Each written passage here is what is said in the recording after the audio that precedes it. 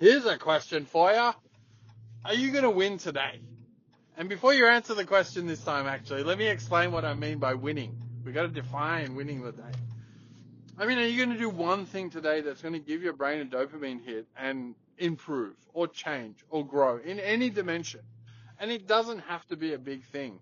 We're talking about doing the little things that add up to the big things in life. And that's usually the case when we have a dream or a goal or a vision or something we want to achieve. It's what we do every day that starts to make it tangible, that brings it into reality. And winning the day, it's not about a competition. Well, kind of is. It's about a competition with ourselves. Are we improving every single day? And it can be in any dimension, and it's up to us to define. It could be physically. Maybe we do a little bit of exercise today, and to me, that's winning. It could be diet-wise and health-wise in terms of eating the right things. It could be studying and learning something new. It could be at work where you had a bit of growth in an area. You did something you didn't do before. It could be in the personal life. Could be in the relationship. It could be anything. Where I'm going with this is if we start to think about winning the day and being deliberate about it. Here is the thing about life. You have to be deliberate. There's an old expression in philosophy that if you're steering a ship and you don't guide it or you don't have a destination or you're not deliberate where you're going to go, you're just going to swirl around in the ocean, and the chances of you getting what you want in life is going to be dramatically decreased, right? You need to be deliberate about it. So winning the day is a similar thing. You identify the thing you want to do to win today. Now, if the answer is no, I'm not going to win today, that's okay as well. Why? Because it's the aggregate that counts. You're not going to win every day. That's life. Everybody knows that you're going to have ups and downs. It's going to be difficult some days. You're not going to be able to perform at your best. You're not going to feel like it. Again, perfectly okay.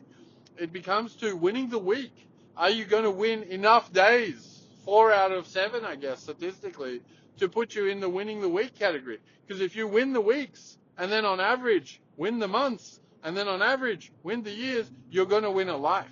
And that is almost a fact. It's not guaranteed, but it is a fact. We've seen it time and time again.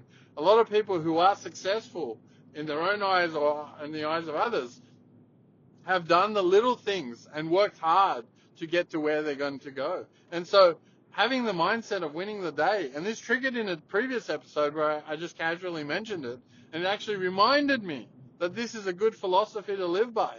And it doesn't matter how big or small, as long as you do that one thing.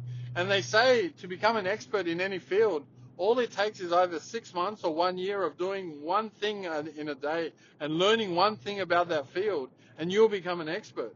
And that's amazing. And so this continuous growth, I call it, continuous learning, continuous consciousness, pointing your consciousness in the right direction during that day and going about and winning the day is very important in life. Having said that, it's not going to be easy. I always like to be a realist. I see a lot of motivation these days that the motivation from those sources are great. It inspires you, but that can be temporary. What we need to do is be a realist and understand it's going to be hard. Some days you're not going to feel like doing the things you need to do. There is some sort of pain barrier that you need to overcome in order to get some sort of delayed gratification. What I mean by that is the same as when we see something sugary, like a donut. I don't actually like donuts. Ice cream. I love ice cream. Do I? Yeah, I love ice cream. So when I see ice cream, I really want it. And the temptation is always there for me to eat it, especially at night after I've had a big meal. I love my dessert. But the human brain has evolved to be able to understand. And there's not actually many mammals that can do this. There's a few, relative in the grand scheme of things, not many at all, that understand that if they reject the sugary item right now and I don't eat that ice cream, that's overall good for me. There is a delayed gratification I get the next day when I feel like I've done the right thing. It's the same with exercise.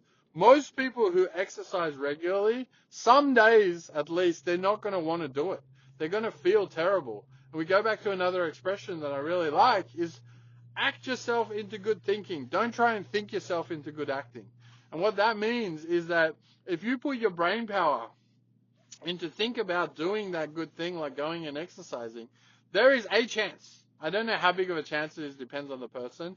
Your brain will convince you that it's going to be painful and you shouldn't do it, especially early in the morning for me. Like, I do exercise in the mornings because I'm fresher then, and it actually sets me up for the day.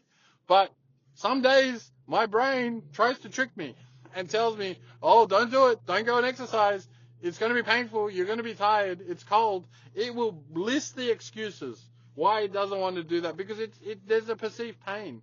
Again, exercising is interesting. You're putting your body under stress for adaptation. Your body doesn't want to be under stress. The whole goal of our bodies, and I'm including the brain here in terms of the physical body, is homeostasis. We want to have an even, nice physiology so that we don't die, right? We want to keep ourselves alive. Putting our bodies under stress is not overly natural. We need it, and that's why it adapts. Because if you put your body under some sort of muscular strength, or you do weight training, or you do cardiovascular, your body improves. It gets better. It adapts. That's the whole goal of exercise.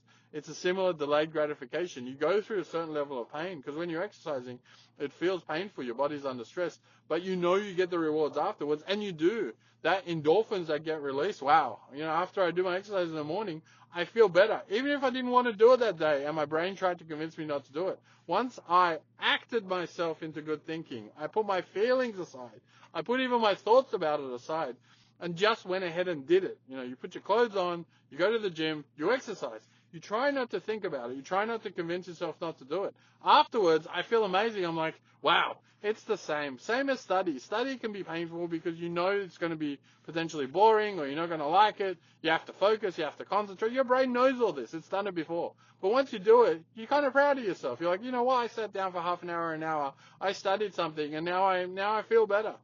So let's take away from today. Think yourself into good acting. Oh, no. I got it backwards. Act yourself into good thinking. Don't try and think yourself into good acting. That's one. 2, win the day. It sounds simple, but do something today that's going to put you, whatever you classify in the winning category. Again, it's not a competition against anybody. It's not an athletic competition. Winning naturally gears us towards you're winning against something. It's against you. And this is if you want to do it. You need to have the motivation for all of this, right? And so if you want to succeed, if you want to win life, then it's about winning the day. The trick is defining what that means and what category you want to invest your energy in. It could be physically, it could be mentally, it could be emotionally, it could be spiritually, it could be relationships, it could be career. Like, this is just life. We got the absurdism of life is a philosophy that we could do anything we want. Apparently, we could have a million choices. It's up to us to define what we want to do, what we want in our life, and then go ahead and win the day.